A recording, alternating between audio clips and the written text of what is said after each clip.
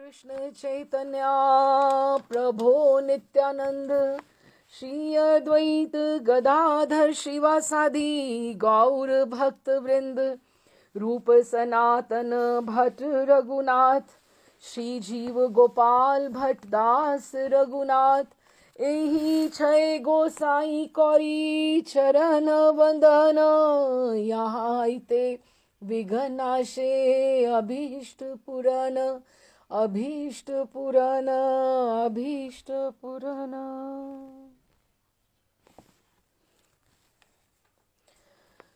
प्रभुपाद वृंदावन में है, कृष्ण बलराम मंदिर में, रमनरेती में। और प्रभुपाद का स्वास्थ्य बहुत अच्छा नहीं है।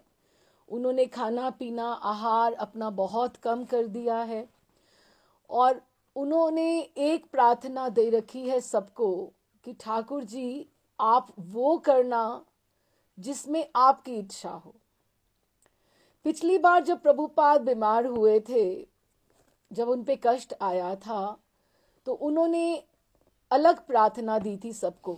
उन्होंने कहा था कि आप ठाकुर जी से ये प्रार्थना करो कि हमारे गुरुदेव का अभी कार्य पूरा नहीं हुआ है, तो आप उनकी रक्षा करो, आप उनको स्वस्थ करो ताकि वो अपना कार्य पूरा कर सके। लेकिन अब प्रभुपाद ने ये इच्छा दी है कि प्रभुपाद कह रहे हैं कि आप ठाकुर वो करो जिसमें आपकी इच्छा हो। ये शरणागति का लक्षण है कि जो ठाकुर चाहे वैसा ही हो। और प्रभुपाद कर रहे हैं जीवित रहने का प्रयास और मरने की तैयारी कि हमें किस तरह से एक ऐसी मूवमेंट के लिए तैयार रहना चाहिए जो सबके जीवन में आना है। श्रील प्रभुपाद इस संसार से विदा लेने के पक्ष में होते जा रहे थे। उन्होंने मन ही मन अब सोच लिया हुआ है कि मुझे ये शरीर छोड़ के अभी जाना ही जाना है। जब तमाल कृष्ण ने कहा कि प्रभुपाद आप कुछ पीते क्यों नहीं, तो उन्होंने उत्तर दिया कि उनकी इच्छा नहीं होती। भक्तों ने देखा कि प्रभुपाद अपने विदा लेने के इस विचार को छोड़ नहीं रहे हैं, अतः वे निराश होकर दार्शनिक जैसे मतलब फिलोसोफर जैसे बन गए हैं। राघानुगा ने कहा कि प्रभुपाद विदेश में स्थित उस राजदूत के समान हैं जिसे वापस बुला लिया गया हो, कि प्रभुपाद ठाकुर जी की तरफ से वहां उनके घर से आए हैं। विदेश उनके लिए क्या है? विदेश के ऐसे राजदूत हैं जिसे उन्हें अपने देश में वापस बुला लिया गया हो, कि धरती जो है उनका घर नहीं है, वो अपने घर वापस जाने की तैयारी में है। जयद्वैत कह रहे हैं कि प्रभुपाद ने अपने शिष्यों को सब कुछ पढ़ा दिया है और अब वे उन्हें सिखा रहे हैं कि उन्हें कैसे मरना चाहिए और कैसे उसकी तैयारी करनी चाहिए। अपनी बातचीत में भक्तगण पारस्परिक सहयोग की बातें करते, सब इकट्ठे बैठते तो आपस में ये कहते करते कि हम ऐसा करेंगे, हम ऐसा करेंगे, हमें आपस में कोऑपरेशन बाद में भी करना चाहिए। कि वो पहले ही उन लोगों का आपस में एक अपने आप जैसे ग्रुप जैसे बन गया और वो अपने आप कोऑर्डिनेट करने की कोशिश कर रहे हैं, एक दूसरे को सहारा देने की, और विचार विमर्श करते कि भविष्य में इस्कॉन किस तरह चालू रह सकेगा। किंतु ये सब कुछ विषादजनक प्रद था। ठीक है, उनको आने वाले समय के लिए उम्मीद तो थी, उम्मीद तो उन्होंने, चाहे वो भविष्य में सब कुछ ठीक ठाक होने की योजना बना रहे थे, सबके लिए परामर्श कर रहे थे, लेकिन फिर उनको जब भी वो वर्तमान स्थिति के बारे में सोचते तो उनको एकदम से विषाद हो जाता, दुख लगता उनको कि प्रभुपाद अगर हमें छोड़कर चले जाएंगे तो हम क्या करेंगे। तो भी उन्हें बारंबार ये कटु अनुभव, ये कड़वाहट उनके हृदय से जा नहीं रही थी कि प्रभुपाद शीघ्र ही उनके साथ छोड़ने वाले हैं। भक्तगण प्रभुपाद के इस स्पष्ट इंगित से कि वे प्रयाण करने वाले हैं निराश होते जा रहे हैं, कि ये बात साफ नजर आ रही थी सबको कि प्रयाण करने वाले हैं, कि प्रभुपाद अभी चले जाएंगे, ये दिमाग में से बात किसी के निकल नहीं रही है। तब श्रील प्रभुपाद ने शिष्यों से कहा कि वे उनके सन्यास गुरु के शिष्य नारायण महाराज कि जो उनके सन्यास गुरु के शिष्य हैं नारायण महाराज से परामर्श कर लें कि दिवंगत वैष्णव का संस्कार कैसे किया जाता है। कि अब ये जो हैं सारे के सारे अमेरिकन हैं, इनको नहीं पता कि किस तरह से किसी का, क्योंकि जब से ये 10 साल के बीच में ये आपस में कांटेक्ट में आए हैं एक दूसरे के, उनको नहीं पता कि किसी वैष्णव का संस्कार भी कैसे किया जाता है, कैसे पता लगेगा। तो उन्होंने उनको कहा कि नारायण महाराज जो पास ही उनका मंदिर है सेवा कुंज के पास, नारायण महाराज से परामर्श कर लिया जाए। उन्होंने ये भी बताया प्रभुपाद ने कि मेरी समाधि आप मेरे बाद कहाँ बनाने वाले हो, और ये भी कहा कि उनके प्रयाण के पश्चात कि जब शरीर प्रभुपाद छोड़ जाएं तो इस्कॉन के खर्चे के ऊपर वृंदावन के जो समस्त प्रमुख सप्त देवालय हैं, गौड़िए, जो मेन बड़े बड़े मंदिर हैं, उसमें भोजन करवाया जाए। वहां पे ब्राह्मणों को, पंडितों को भोजन करवाया जाए। प्रभुपाद की इच्छा थी कि सप्त देवालय में। ये इस तरह की इंस्ट्रक्शंस प्रभुपाद दे रहे हैं। एक तरह से सब कुछ सामान्य ढंग से चल रहा था। अक्टूबर का मौसम सुहावना था। अभी हम देखिए जनवरी से हमने एक महीने की देखी है कि प्रभुपाद उनमें कुछ प्रोग्रेशन नहीं हो रहा, उनमें उनके सुधार नहीं हो रहा, उनके स्वास्थ्य में गिरावट होती जा रही है। गुरुकुल के छात्र अपने अपने कार्यक्रमों पर चल रहे थे और अर्चा विग्रह पूजा भी सदा की तरह चल रही थी, किंतु मंदिर के सामने ही मजदूरों ने प्रभुपाद की समाधि के लिए स्थान साफ कर दिया था। कि जैसे प्रभुपाद ने कहा था कि मेरी समाधि इधर बननी चाहिए, वो स्थान की भी तैयारी हो गई है। पहले जीवित रहने का वचन देकर भी प्रभुपाद कहते रहे कि उनका जीवन अब भी कृष्ण के हाथों में है। उनकी मुक्त रुचि का अर्थ ये नहीं था कि वे पूर्णतः स्वतंत्र हैं, अपितु शुद्ध भक्त की प्रवृत्ति तो मुक्त भाव से कृष्ण की शरण में जाने की होती है, चाहे जो हो।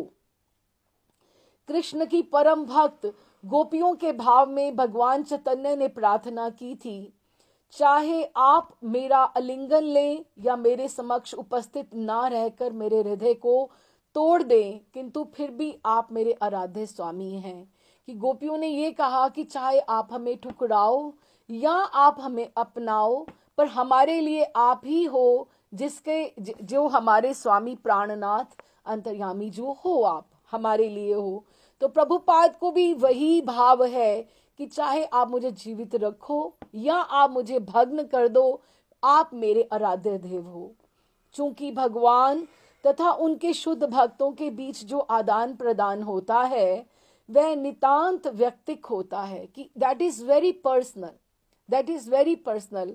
ये नहीं है कि किसी के भगवान ज्यादा होते हैं और हमारे कम होते हैं। हमारे सबके अपने अपने भगवान हैं, और जितना हम भगवान के साथ जितने परसेंट करते हैं, भगवान हमारे पात्र में उतने परसेंट ही भर देते हैं। कि आदान प्रदान जो होता है ये पर्सनल एफर्ट के ऊपर होता है। जैसे अगर मेरे भगवान मेरे साथ हैं तो ये नहीं कि वो मेरे से ज्यादा करेंगे और आपसे कम करेंगे।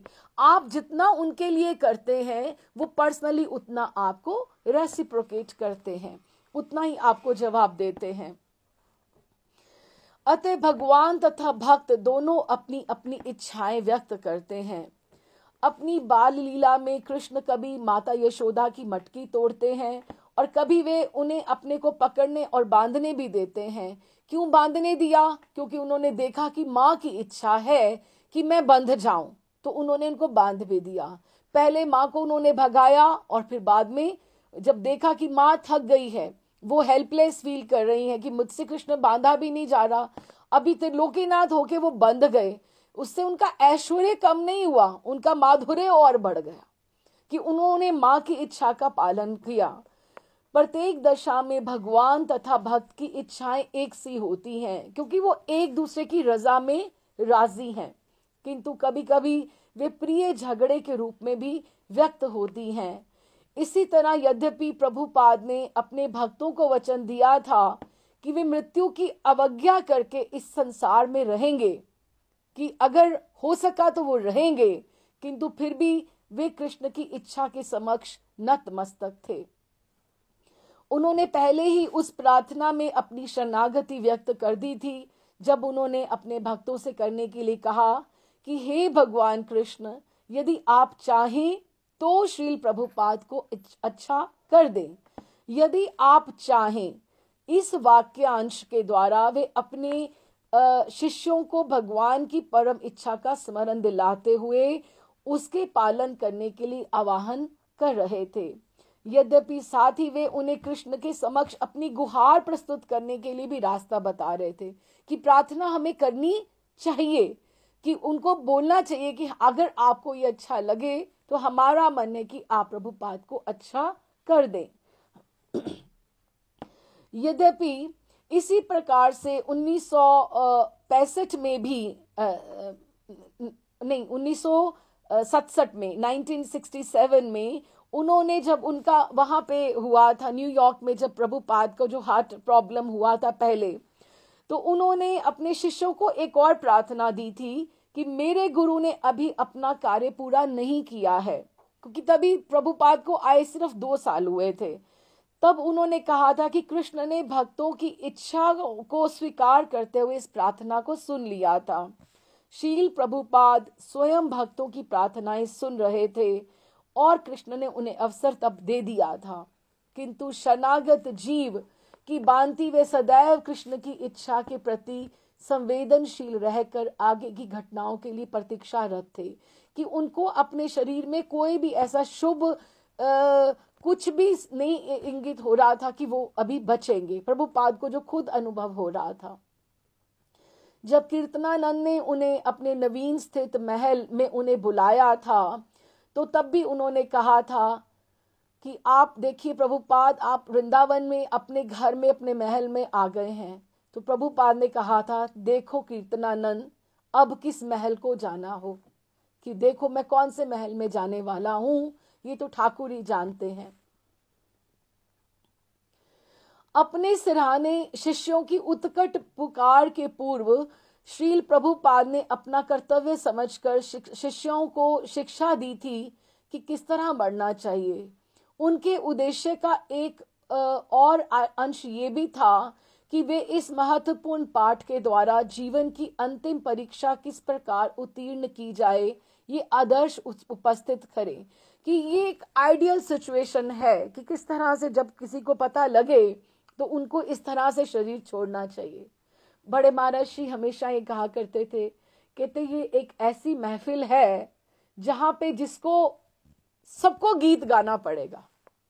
गीत गाना पड़ेगा मतलब कि एक ऐसी एक स्थिति जो मृत्यु की है, एक क्षण है, ऐसा है वो धैर्य का क्षण, कि जब हमें बहुत संयमित होकर अपना प्राण, अपनी इंद्रियों को, अपना सब कुछ संयमित करके शरीर छोड़ना है। लेकिन इस महफिल में गीत वही गा सकेगा जिसने रियाज किया है, जिसमें प्रैक्टिस की है। भगवान का नाम ऐसे ही मुखारविंद पे नहीं आता है, ऐसे मुख पर नहीं आता है। हम सोचे कि हम बुढ़ापे में जाकर हम लोग भजन कर लेंगे और हम लोग अच्छा कर लेंगे। अब जिसने प्रैक्टिस ही नहीं करी है, जिसने भगवान के नाम की आदत ही नहीं हुई है जिसको, तो वो भगवान का नाम कैसे उसके मुख पर आएगा।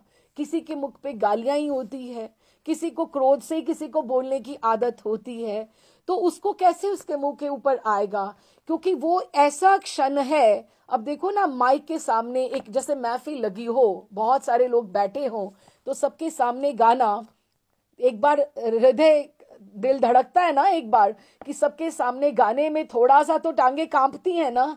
लेकिन जब ही शरीर छोड़ने का समय आता है, सारी इंद्रियां खिंचती हैं जिस तरह से, तो ये एक ऐसा क्षण होता है जब भी आप कुछ हम ऐसा समझ लें, जैसे विभूति कृष्ण महाराज जी से भी एक बार बात होती थी कि एक ऐसा अपने आप को हम अंदर और समेटें, जैसे ऑपरेशन, आप सर्जरी के लिए एक आप ऑपरेशन थिएटर में है, जैसे ऑपरेशन थिएटर में है, आप अपने आप को बिल्कुल आप सीमित कर लेते हैं, अपने आप को समेटने की कोशिश करते हैं, फोकस करने की कोशिश करते हैं। धीरे धीरे धीरे धीरे हम सोचें, हमें पहले कौन याद आ रहा है, वो दरवाजे बंद करो, उसके बाद कौन आ रहा है, वो दरवाजे बंद करो, कौन कौन कौन कौन, आगे आगे धीरे धीरे धीरे धीरे वृंदावन धाम, श्री राधा रमन का मुखारविंद, श्री राधा रमन जी के चरणारविंद, प्रियालाल जी, निकुंज, कि हमारा फोकस धीरे धीरे धीरे धीरे सिमटता कहाँ तक सिमट कर आएगा। जब हम एनेस्थीसिया में होते हैं तो धीरे धीरे धीरे धीरे हमारे सारे बाहर के दरवाजे बंद हो जाते हैं और हम अपना ध्यान धीरे धीरे फोकस कर सकते हैं। लेकिन फिर फोकस वही कर सकता है जिसने प्रैक्टिस की है। एकदम से हम सोचें कि ऑल ऑफ अ सडन एकदम से हम बहुत अच्छे से गा लेंगे, सब हो जाएगा, ऐसा कुछ नहीं होता। और ऐसा क्षण कब आने वाला है ये भी पता नहीं है। तो ये ऐसी महफिल है जिसमें गीत सबको गाना है और एक आदर्श स्थापित करें, हम उसका नाम जप से रियाज करें, ताकि आखिरी अंतिम क्षण में उसका नाम, भगवत नाम, भगवत भावना, भगवत जो विजन है हमारे बिल्कुल मस्तिष्क में, हमारी सोच में, हमारे मानस पटल के ऊपर आना चाहिए। एक ऐसी छवि का ध्यान आना चाहिए जो छवि हमारे इष्ट की छवि है। तो प्रभुपाद अब ये दिखा रहे हैं कि किस तरह से हमें शरीर छोड़ना चाहिए।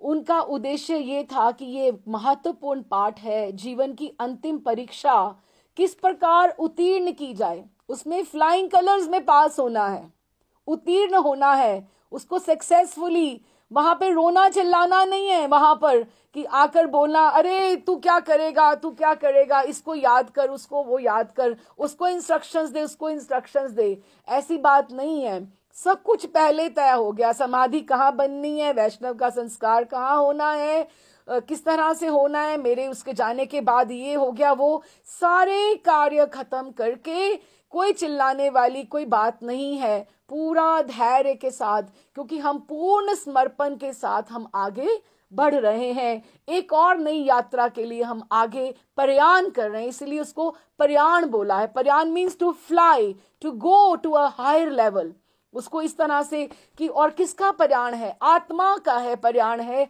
कि आगे बढ़ रहा है, शरीर को पीछे छोड़ के जाना है, शरीर के बीच में नहीं रहना है, शरीर में मुझे यहाँ दर्द वहां दर्द, वो बातें नहीं है, प्रयाण करना, आगे बढ़ना उस बात को। तो ये प्रभुपाद दिखाने की कोशिश कर रहे हैं। प्रभुपाद के कार्यकलापों की एक सबसे बड़ी विशेषता ये है कि मानवीय परिस्थितियों से निकट संबंध बनाए रखकर भी उससे सर्वथा पृथक एवं परे रहते थे।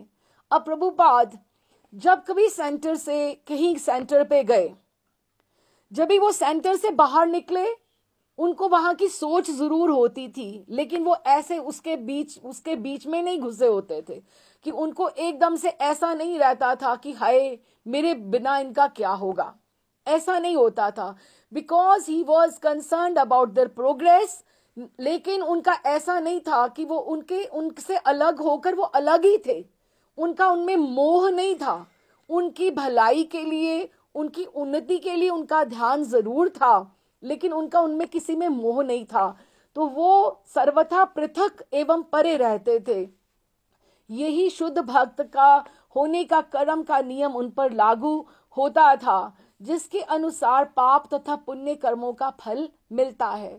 कि वो ना वो कुछ कर रहे थे सोचकर कि मेरे से ये अपराध हो रहा है, ना वो ये सोच रहे थे मैंने इतना पुण्य कर दिया, वो पाप और पुण्य के लिए नहीं थे, वो अपने गुरु के शरणागत थे और सब कुछ ठाकुर की इच्छा के साथ नाम प्रचार कर रहे थे, वो पाप पुण्य नहीं कमा रहे थे कुछ भी।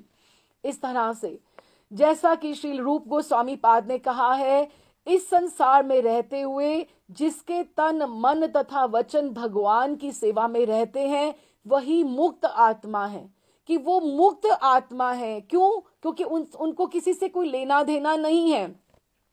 लोग प्रायः इस जगत में शुद्ध भक्त की गतिविधियों का गलत अर्थ लगाते हैं और जिस प्रकार की चंद्रमा के सामने से होकर बादलों को चलते देखकर समझते हैं कि चंद्रमा चल रहा है।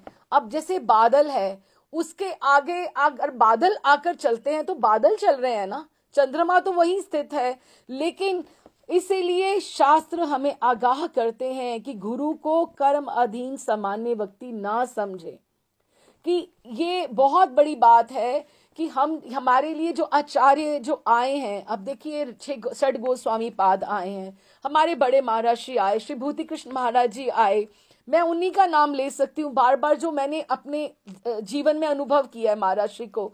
लेकिन उन्होंने वो अपने किसी कर्म बंधन से उनका जन्म नहीं हुआ था। प्रभुपाद का जन्म किसी कर्म के बंधन से वो नहीं हुआ था, वो कर्मों के अधीन होकर नहीं आते हैं, वो हम जैसे जीवों को का उद्धार करने के लिए आते हैं, हमें सही दिशा, हमें सही रास्ता दिखाने के लिए आते हैं। वो वही बात है कि जैसे बादल तो वही स्थित है, चंद्रमा तो वही स्थित है, बादल आगे पीछे चल रहे हैं, कि हमें दिखता है कि ये वो व्यवहारिक, ये भी उनकी पत्नी भी है, उनके पुत्र भी हैं, उनके बच्चे भी हैं, लेकिन ऐसा उनको किसी के साथ कोई लगाव जुड़ाव कुछ नहीं होता है। वो अपने किसी कर्म बंधन को सुलझाने के लिए नहीं आते हैं, वो बल्कि एक बड़े मिशन के साथ, जैसे मीरा में हमने पढ़ा, वो किसी बड़े मिशन के साथ, अपने परिकर के साथ आते हैं, जो अपने पूरे के पूरे अपने कार्य को आगे बढ़ाने के लिए आते हैं। वो कर्म अधीन नहीं है, कर्म का बंधन उनको नहीं व्यापता है। किंतु शील प्रभुपाद ने इस जगत से परे रहते हुए बद्ध जीवों को दिखाया, बद्ध जीव जो हम हैं, भौतिक जीवन में हम बंधे हुए हैं, हमको दिखलाया कि किस प्रकार कृष्ण का निरंतर चिंतन और उनकी सेवा करते हुए भी वो मुक्ति प्राप्त कर सकते हैं, वो ऊपर रह सकते हैं, कि बिल्कुल वो उनका ध्यान जो था वो बीच में पाप पुण्य या किसी फल के बीच में नहीं था, और वे मुक्ति को प्राप्त कर सकते हैं और कृष्ण के धाम को लौट सकते हैं। प्रभुपाद की शिक्षाएं सदैव व्यवहारिक एवं सर्वजनीय होती थी, कि जो वो कहते थे वो anybody can put into practice, वो व्यवहारिक है, प्रैक्टिकल बातें हैं, हम अपने जीवन में उसको धारण कर सकते हैं।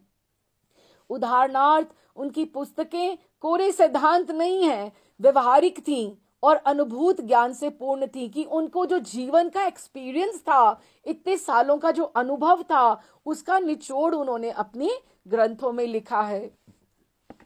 प्रभुपाद उपदेश देते रहे, वही जो अपने जीवन में उतारते हैं, कि आचार्य वही है जो पहले अपना आचरण को पहले शुद्ध करता है, तब हम उसको फॉलो कर पाते हैं ना। अगर उसका आचरण अपना ही नहीं होगा तो वो कैसे आचार्य होगा। तो उन्होंने अपने जीवन में उन्होंने पहले उतारा, उनका सारा जीवन आदर्श था, आइडियलिज्म। गृहस्थ जीवन में उन्होंने रहते हुए भी वो क्या कर रहे थे, थोड़े थोड़े पैसे बचा रहे थे, काहे के लिए, बैक टू गॉड हेड पत्रिका। ये नहीं कि 69 की एज में उन्होंने सोचा और वो एकदम से फ्लाइट लेके उन्होंने काम शुरू कर दिया ना। वो जब गृहस्थ में भी थे तो भी उनके दिमाग में ये कार्य चल रहा था, वो अकेले संघर्ष कर रहे थे। बैक टू गॉड हेड पूरे उत्साह से निकालकर धर्मोपदेश का कार्य करते रहे थे। उन्होंने असहाय अवस्था तथा अपरिचित अवस्था में, जब उन्हें कोई भारत में नहीं जानता था, अपरिचित थे, कौन, he was not celebrity that time, और असहाय मीन्स ना उनके पास पैसा था ना उनके पास मैन पावर थी, में रहकर भी अपनी उन्होंने आध्यात्मिक आंदोलन को अकेले, एकाकी, बिल्कुल सिंगल हैंडेड उन्होंने इसको चालू करने के लिए संघर्ष किया था, और कृष्ण तथा अपने गुरु की कृपा से वो सफल रहे थे। उन्होंने मानव तुल्य प्रयासों के द्वारा तपस्या करने तथा संकट का मुकाबला करने की चाह दिखाई। जो अभी क्या है कि मानव तुल्य प्रयासों को जो एक इंसान अपने जीवन में प्रयास जितना कर सकता है, उन्होंने मिरेकुलस चीजें की, लेकिन हम बिल्कुल एफर्ट्स करके प्रयास किया। मानव तुल्य प्रयासों के द्वारा तपस्या करने तथा संकट का मुकाबला, क्या क्या संकट उनका नहीं आया उन्हें। एक इस एज में जाना बाहर विदेश कोई आसान बात थी, जिसको आप ना जानते हो, ना आपके पास पैसे हैं, आप किस तरह से उनका वहां सामान चोरी हुआ, ना रहने का स्थान था, किस तरह से उन्होंने संकटों का मुकाबला करके उनका आदर्श आध्यात्मिक जीवन सबों के लिए अनुकरणीय था कि सब कोई उनको फॉलो कर सकते हैं। वृद्धावस्था में वे विदेश गए और जहां वहां न्यूयॉर्क सिटी के पार्क में कीर्तन के द्वारा अमेरिकी तरुण और तरुणियों को आकृष्ट किया। अतः प्रत्येक व्यक्ति को चाहिए कि उनका उदाहरण लेकर कृष्ण की सेवा करे, भले ही तत्कालिक बाधाएं क्यों ना आए। कौन सा काम है जिसमें बाधाएं, रुकावटें, इंटरप्शंस नहीं आती। लेकिन प्रभुपाद का पूरा जो जीवन है इतना प्रेरणाप्रद है, it's full of energy, full of inspiration. यही नहीं कि अध्यात्म में भी, बल्कि ऐसा भी कि बहुत से मोटिवेशनल स्पीकर्स हैं जो प्रभुपाद का, चाहे वो अनाप शनाप कुछ भी बोलते रहे, लेकिन एक बात है, उन्होंने उनको उनकी लाइफ में कुछ ऐसा लगा कि उन्होंने एक इंसान जो है 69 की एज में जाकर वो कहां से कहां क्या बात कर सकता है, पूरी की पूरी लाइफ को उन्होंने ट्विस्ट कर दिया। इतनी की बड़ी इतनी इंस्टीट्यूशन एम्पायर खड़ी कर दी, जिसके आज अम्ब्रेला के नीचे लाखों हजारों लोग दीक्षित हैं और क्या क्या दर्शन पा रहे हैं और क्या नहीं कर रहे हैं। कितने मोटिवेशनल स्पीकर्स पीछे भी एक आए थे, उन्होंने भी कुछ बोला, वो बात अलग है, हमें गलत ढंग से नहीं उसको सोचना चाहिए, लेकिन एक भौतिक लेवल पे भी अगर देखें, लेकिन हमें ये देखना है कि उनकी सिंसेरिटी, उनकी एफर्ट्स, उनका आचरण कितना शुद्ध था, क्योंकि sincerity and honesty it never goes waste in any condition. अगर उनमें विशुद्धता थी, उनमें तभी उनमें ठाकुर को, अगर हम ठाकुर को, हम अपनी बात के लिए कैसे संकल्प अपना दृढ़ हो, तो हम कैसे ठाकुर भी उनके आगे आकर उन्होंने पूरी की पूरी उनकी बात को पूर्ण किया, उनके संकल्प को, उनके गुरु को संकल्प को। अगर प्रभुपाद में सिंसेरिटी ना होती, अगर प्रभुपाद में ऑनेस्टी ना होती, अपने कार्य के प्रति ईमानदारी ना होती, शुद्धता पवित्रता ना होती उनके आचरण में, तो ये क्या कार्य हो सकते थे? बिल्कुल नहीं हो सकते थे। तो इसीलिए प्रभुपाद का जो जीवन है वो इतना है कि तत्कालिक जितनी भी बाधाएं आए, जितनी भी रुकावटें आए, इंसान को कभी भी अपनी शुद्धता, पवित्रता, अपने आचरण से नहीं डिगना चाहिए, अपने संकल्प को आगे लेकर दूसरों के लिए प्रेरणा। और प्रभुपाद का जो चरित्र है पूरा का पूरा एक मिसाल है किसी भी लेवल के लिए, कि प्रभुपाद ने तो हमें तत्कालिक, हमें बाधाएं चाहे आए, कृष्ण की हमें सेवा करने से पीछे नहीं हटना चाहिए। शील प्रभुपाद को अवरोधों का सामना करना पड़ा। हमने शुरू से प्रभुपाद का संघर्ष पढ़ा है कि वैसे भी सक्सेस जो होती है, सफलता ओवरनाइट नहीं मिल जाती, उसके लिए मेहनत करनी ही पड़ती है, किंतु अपनी मुक्त इच्छा तथा कृष्ण की सहायता से उन्होंने सब पार किया। ये उनका विचित्र उदाहरण है। कहा जाता है, देखिए कि 500 वर्ष पहले अगर चैतन्य महाप्रभु आए तो उन्होंने कृष्ण की शरण जाने को 5000 वर्ष पूर्व कृष्ण की अपेक्षा अधिक सुगम बना दिया। बड़े महाराज श्री बहुत सुंदर बोलते हैं, मेरे महाराज श्री, बड़े महाराज जी श्री अतुल कृष्ण गोस्वामी महाराज कहते हैं, ठाकुर तुम्हें जानता कौन था? तुम तो 10-10 हजार साल तपस्या करने वाले ऋषियों के तुम मानस पटल पे भी नहीं तुम आ पाते थे। जब पंचाग्नि तपते थे और उल्टे लटकते थे, वन में जा के तपस्या करते थे, और आज तुम बाथरूम में गाने का विषय हो गए हो।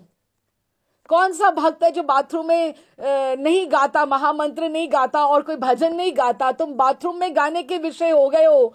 तुम शुक्र मनाओ ये चैतन्य महाप्रभु और गोपियों को, जिसने तुम्हें प्यार की वस्तु बना दिया। नहीं तो तुम तो ऐसे खड़े रहते, तुम्हें तो घंटियां बजा के और आरती करते करते तुम ना थके और तुम्हारे भक्त ना थके, जो तुमसे रोज रोज तुमसे व्यापार करा करते थे।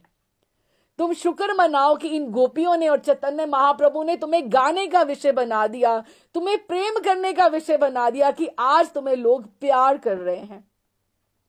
और यही बात उन्होंने कहा, कहते कि भगवान चैतन्य ने कृष्ण की शरण को 5000 वर्ष पूर्व जो थे कृष्ण, उनको किसने, महाप्रभु ने आकर महामंत्र की वजह से इतना आसान बना दिया कि ठाकुर को पाना आसान हो गया है। और आज 20वीं सदी में शील प्रभुपाद ने कृष्ण भक्ति को सारे विश्व के लोगों के लिए उन्होंने आसान बना दिया कि बाहर कोई भी कल्चर का हो, कोई भी धर्म का हो, किसने जितने प्रभुपाद ने जितना प्रयास किया है, बिल्कुल उसको गौण नहीं किया जा सकता। प्रभुपाद की जो सेवा है वो अनुपम है, अपने आप में अनूठी है। अपने उपदेश तथा उदाहरण के अंग स्वरूप शील प्रभुपाद जानते थे कि उन्हें लोगों को दिखाना होगा कि कैसा मरना चाहिए। अपने आंदोलन को अग्रसर करने के लिए वो कई बार मृत्यु से बच भी चुके थे। इसमें चाहे कृष्ण की कृपा हो, भक्तों की प्रार्थना हो या उनकी निजी शुद्ध एवं सशक्त इच्छा भी हो, तीनों बातें थी। ठाकुर भी चाहते थे, भक्त भी चाहते थे, उनकी भी इच्छा थी कि ये काम मैं अभी बहुत थोड़ी देर हुई है, अभी सब कुछ मैं पूरा नहीं कर पाया हूं। किंतु 1977 में जो भी प्रेजेंट टाइम था, में भगवान कृष्ण जो उन्हें लक्षण दिखा रहे थे, उनसे उन्हें लग रहा था कि श्री प्रभुपाद निश्चय ही और अंतिम रूप से इस जगत में अपना उद्देश्य पूरा करने वाले हैं। उनके अंतिम कर्तव्यों में शेष रह गया था कि मरने के लिए पूरा निर्देश दें, और वो ये दिखा रहे थे कि जो करणीय है उसे किस प्रकार सफलतापूर्वक संपन्न किया जाए। किंतु उसे संपन्न करना, वही महफिल में ये गीत गाना बहुत कठिन काम है। धैर्य रखना और अपने आप को संभालना, मरने की तैयारी। महर्षि जब हम महर्षि को प्रणाम करते थे, महर्षि कहते थे कि जीवन का श्रेयस प्राप्त हो, श्रेयस प्राप्त हो, कृष्ण भक्ति रतिर मतिर अस्तु, ऐसे बोलते महाराज जी। कृष्ण रतिर मतिर अस्तु कि तुम्हारी रति में, रति मीन्स तुम्हारे प्रीति में, प्रेम में भी ठाकुर हो, और तुम्हारी मति, तुम्हारी बुद्धि में भी भगवान हो। और फिर कहते तुम्हें जीवन का श्रेयस प्राप्त हो कि तुम जिए तो जिए, कैसे जिए, लेकिन जब तुम मरो तो पूरा याद करे, तुम्हें सारे के सारे लोग नमन करें कि इसका जीना तो जीना जो था, इसका मरण भी हुआ तो क्या हुआ। कोई एकादशी के दिन जाए, कोई कार्तिक मास में जाए, कोई अष्टमी के दिन जाए, कि कितना कोई दिन, किसी ने अमावस्या का दिन चुन लिया अपने लिए, हाँ, और किसी ने श्राद्ध का दिन चुन लिया, लेकिन कोई प्रयाण करे तो कोई कार्तिक के मास में जाए। इतना भीष्म पितामह की तरह कि जिसकी मौत भी आगे आके खड़ी रहे कि उसको कौन सा दिन अपने लिए चुनना है।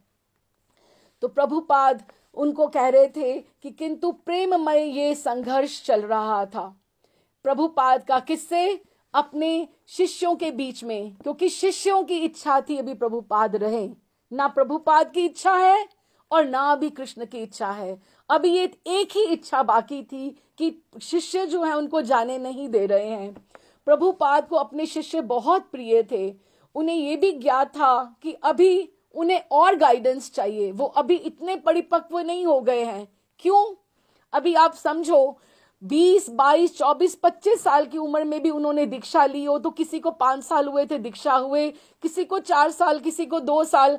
आपको कैसे लगे कि आप जिंदगी में अब 3 साल 4 साल भी अपने गुरु के साथ नहीं रह पाए, तो आपको कितना बुरा लगे कि ऐसे गुरु का निर्देशन जो आपको चाहिए, आपको 10, 12, 15, 20 साल तो मिलता। लेकिन क्या विडंबना थी कि प्रभुपाद ने शुरू ही 69 से किया, तो उनके पास कितना और समय होता कि वो अपने शिष्यों को दे पाते। और उनके शिष्य कौन से थे? 40-50 वाले नहीं थे, 20, 22, 23, 24, 25 साल की उम्र के थे, जो आज तक हमें सब बड़े बड़े मिल रहे हैं ना, कि जितने महाराज प्रभुपाद के शिष्य हैं उनकी सबकी कितनी उम्र है। उनको पता था ये भी बच्चे हैं, ये प्रौढ़ नहीं हुए हैं। अतः जब उनके समीप और उनके पास घनिष्ठ तथा श्रद्धालु शिष्यों ने कहा कि प्रभुपाद हम आपके बिना नहीं रह पाएंगे, उन्होंने मरने से मुख मोड़ लेते थे।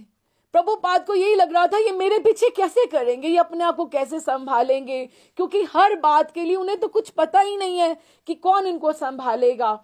मोड़कर उन सबों के साथ रहकर उपदेश देने की सहमति व्यक्त की। वो he was buying time, he was preparing them, क्योंकि प्रभुपाद के जाने के बाद का आघात उन सबके लिए बहुत बड़ा था। आज भी प्रभुपाद को जो याद करता है, क्यों हर इस्कॉन में जो अपने अपने गुरु का स्थान भी है, लेकिन जो प्रभुपाद का स्थान है वो किसी गुरु का नहीं है। चाहे हम उनको दादा गुरु बोलें या कुछ भी बोलें, लेकिन जो प्रभुपाद का स्थान है वो और किसी का भी नहीं है। किंतु वे कब उन्हें जाने देंगे? प्रभुपाद सोच रहे थे, ऐसे तो मुझे कभी जाने ही नहीं देंगे, वो कभी बड़ा ही नहीं होना चाहेंगे, वो तो हमेशा छोटे ही रहेंगे। वे कब ये कहेंगे कि माया का संसार तथा कृष्ण के शत्रु नहीं रहे? अब उनके शिष्य कब बड़े होंगे? उन्हें एक दिन तो बड़ा होना ही है ना।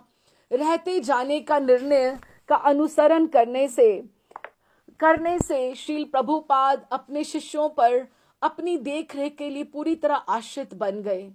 वे उनके साथ रहे हैं। वे जानते हैं कि इससे पूर्व कभी भी प्रभुपाद ने अब तथा अपने शिष्यों के मध्य ऐसी घनिष्ठता प्रकट नहीं होने दी। अब ये जो बाकी के जो महीने थे, they were so close to their disciples. Prabhupada हर सेवा उनको करने दे रहे थे। और ये बहुत बड़ी बात होती है जो शिष्य आखिरी समय पे गुरु की सेवा कर सके, बहुत बड़ी बात। ईश्वरपुरी जो चैतन्य महाप्रभु के गुरु हुए, उनको इतनी कृपा तभी प्राप्त हुई क्योंकि उन्होंने अपने गुरु माधवेंद्र पुरी की सेवा की, जो आखिरी क्षणों में अपने गुरु की सेवा। अच्छा, एक और बात है, संन्यास का क्यों विधान है? अगर संन्यास का इसलिए विधान है कि अगर आप अपने पुत्र से सेवा लेते हो, पुत्र से अगर लेते हो पिता बन के सेवा, तो आपको उस सेवा का ऋण कराने के लिए फिर उसके पुत्र के रूप में जन्म लेना पड़ेगा। ये आदान प्रदान हो जाता है। लेकिन शिष्य की सेवा गुरु के प्रति ये उसकी निष्ठा को और उसकी कृपा के साथ संबंधित है। वो लेना देना वो उनका उनके साथ नहीं जुड़ता है। उन्होंने उनको रास्ता दिखाया। पुत्र की सेवा का कोई विधान नहीं है। हमारे महर्षि ने, बड़े महर्षि ने ही कहा कि इसीलिए कहते मेरे तो तीनों पुत्र, उन्होंने दीक्षा भी मुझसे ले ली, क्योंकि मैं कहते किसी के घर भी नहीं संन्यास के बाद जाना चाहता था, ना किसी की सेवा लेना चाहता था। कहते उन्होंने भी चालाकी करी कि उन्होंने हमें कहा आप पिता नहीं, आप हमारे गुरु हो। उन्होंने दीक्षा भी तीनों भैया लोगों ने बड़े महर्षि से ही दीक्षा ली उन्होंने। लेकिन पुत्र और पिता को हमेशा चाहिए कि अपने लिए कोशिश करके अपना पूरा का पूरा मैनेज करके रखे कि उसको अपने अपनी पुत्री की सेवा नहीं लेनी पड़े। नहीं तो आने वाले आप फिर जन्म में आप उसी के बंधन में आप बंध जाओगे। लेकिन शिष्य अगर आपकी सेवा करता है तो उसमें कोई अपराध नहीं है। या जिसको आप पैसे देकर आप अपनी सेवा करते हो, तब आप उसके कर्म से आप सेवा से निवृत्त हो सकते हो।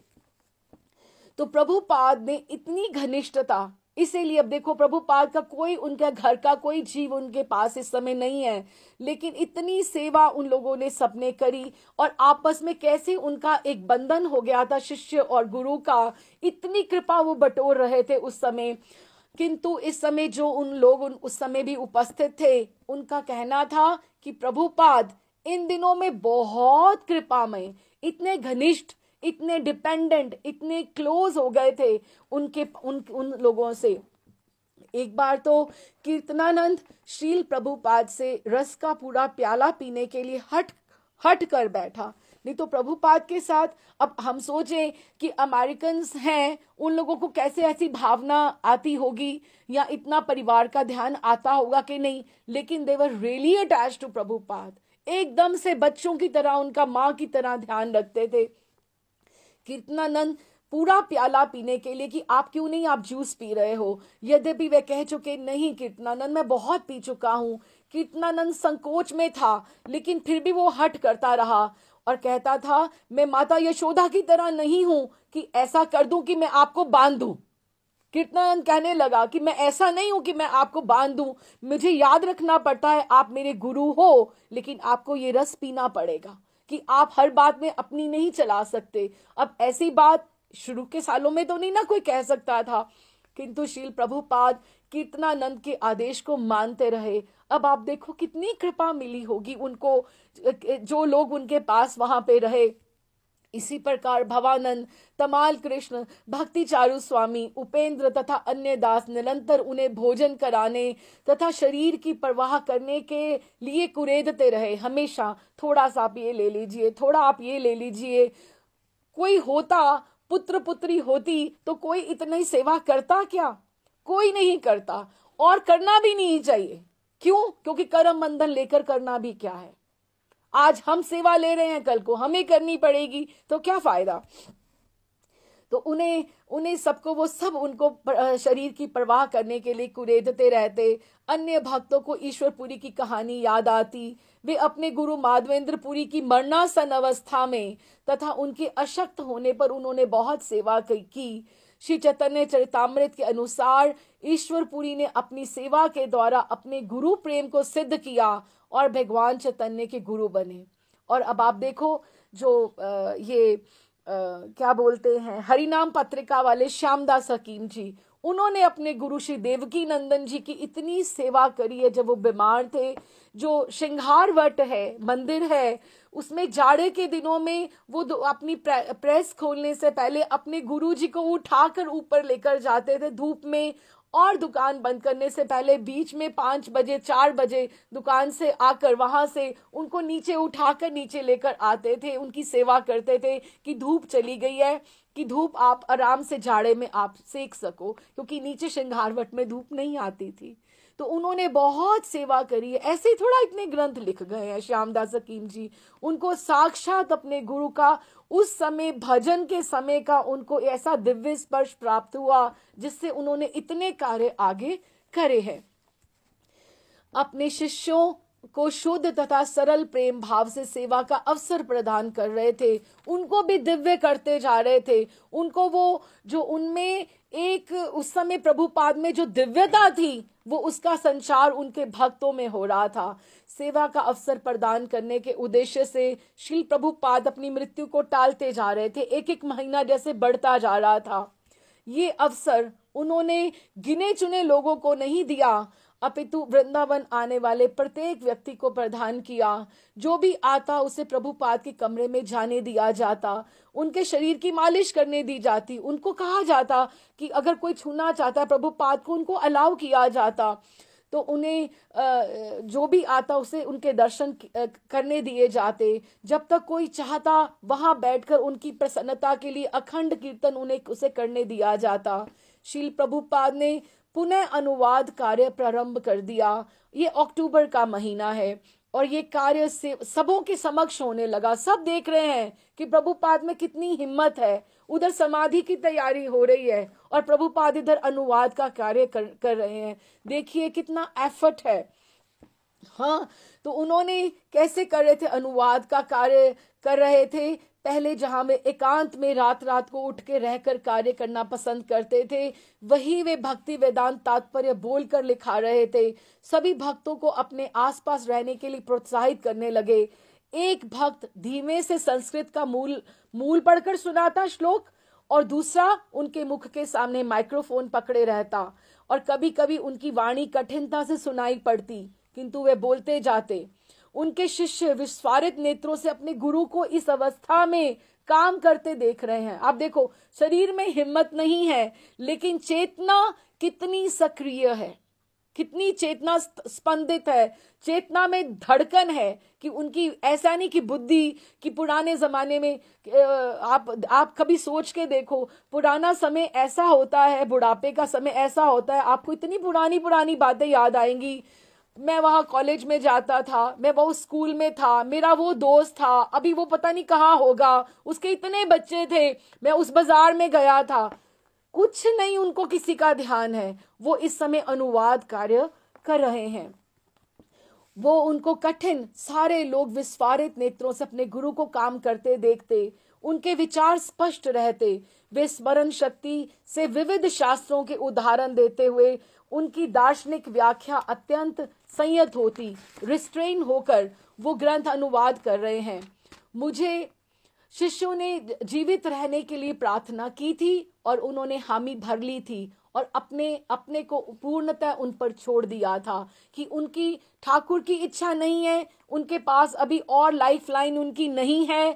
प्रभुपाद अपनी इच्छा को ठाकुर से मिलाया हुआ है, लेकिन शिष्यों के लिए वो अभी भी आगे आगे बढ़ रहे हैं, समय आगे आगे निकल रहा है।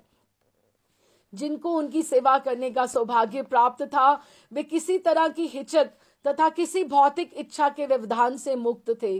श्रील प्रभुपाद की अंतरंग सेवा करके वे अपने को पूर्णतः शरणागत मान रहे थे, और जो जो उनके पास उस समय था, सब लोग अपने आप को 100% प्रभुपाद के अपने मान रहे थे। क्यों? क्योंकि they were allowed to touch him, they were allowed to do any kind of सेवा for him। और उनको लगता था कि प्रभुपाद का ना रहने पर हम ये शक्ति, हमें ये जो हमें मिल रहा है, ये हमारी लाइफ की ये जो बिल्कुल प्रेशियस है हमारे लिए, ये जो टाइम है, ये हमारे हाथों में से कभी भी चला नहीं जाना चाहिए। पिछले मासों की तरह प्रभुपाद भी लगातार मृत्यु से निडर रहने तथा आध्यात्मिक ज्ञान में स्थिर रहने की बातें करते रहे। हृदयानंद गोस्वामी द्वारा जब पुर्तगीज भाषा की हॉल में ही छिपी हुई पुस्तकें उन्हें भेंट की गई, तो प्रभुपाद बहुत प्रसन्न हुए कि तुमने बहुत अच्छा किया कि पुर्तगीज की भाषा में ये रखा है। कई भक्तों ने श्रील प्रभुपाद की तुलना भीष्मदेव से की, जिन्होंने अंतिम समय महत्वपूर्ण उपदेश दिए थे, और प्रभुपाद भी इस समय अनुवाद कार्य कर रहे थे। वो अपने पूरे के पूरे जीवन का जो अनुभव था, पूरा का पूरा वो, अब आप देखो, आप आचार्य लोगों के पास बैठो, हम महाराष्ट्र से बड़े, मुझे वही याद आता है। एक बार घनश्याम भैया भी बोलते थे कि मेरे महाराष्ट्र को कह रहे थे प्रभुपाद जी का चित्र, तो मैं बोली ये भी प्रभुपाद जी हैं, बड़े महाराष्ट्र भी यही है कि वो मेरे महाराष्ट्र को प्रभुपाद जी बोलते थे, महाराज जी। और मैं प्रभुपाद जी को, मुझे वही स्मरण आता है कि आप अगर 5 मिनट भी अगर आप बड़े महाराज जी के पास बैठ जाएं, तो हमें होता था हम कुछ लिखते जाएं, क्योंकि महाराज जी एक वाक्य में जीवन का सार, क्यों, उनकी अवस्था, उनके अनुभव, कितना सब उनके पास उस समय है हमें देने के लिए। हम लोग, वो महाराज जी हमारे पास से चले गए, हमारे प्रभुपाद हमारे पास से चले गए, हम कहाँ पाएंगे उनको? हमें कौन रास्ता दिखाएगा? कहाँ हम लोग उनको ढूंढ ढूंढ के ला सकते हैं? जो कृपा उस समय वो हमें दे सकते थे, हमारे पास समय कम रहा कि हम उनके पास नहीं जा पाए, उनके साथ हम लोग नहीं समय व्यतीत कर पाए। लेकिन जब हम महाराज जी के पास बैठते थे, तो इनके एक एक वाक्य में ऐसे होता था कि जीवन का सार होता था कि आप एक वाक्य को, एक शब्द को अगर पकड़ लो तो आपका जीवन पार हो जाए, कि उसका इतना इतना होता था। क्यों? क्योंकि लाइफ का एक्सपीरियंस उनका उस समय बोल रहा था। तो प्रभुपाद ने, अब हर बात तो ग्रंथ में नहीं ना लिखी जा सकती, इस तरह से वर्बली भी कोई जो इंसान बोलता है, आचार्य बोलता है, they are not simple words, they are utmost experienced words of their own life। जिस प्रकार शरशैया के ऊपर लेटे हुए वाणों की पीड़ा का अनुभव किए बिना भीष्म पितामह ने विष्णु सहस्त्र नाम जब उन्होंने लिखा है, तो किए बिना वे उपदेश देते रहे, और जिस तरह स्वेच्छा से उन्होंने इस संसार से प्रयाण का समय निश्चित किया कि जब तक वो सुरक्षित नहीं होगा, तो भीष्म पितामह से उन्होंने उनको कंपेयर किया। उसी प्रकार श्री प्रभुपाद अपने शरीर की परवाह किए बिना मृत्यु की अवहेलना करके अपने धर्म पुत्रों को उपदेश देते रहे, कि उनको तैयार करते रहे। उनके ये धर्म पुत्र हैं, और शरीर के पुत्र फिर पीछे हैं, धर्म के पुत्र फिर आगे हैं।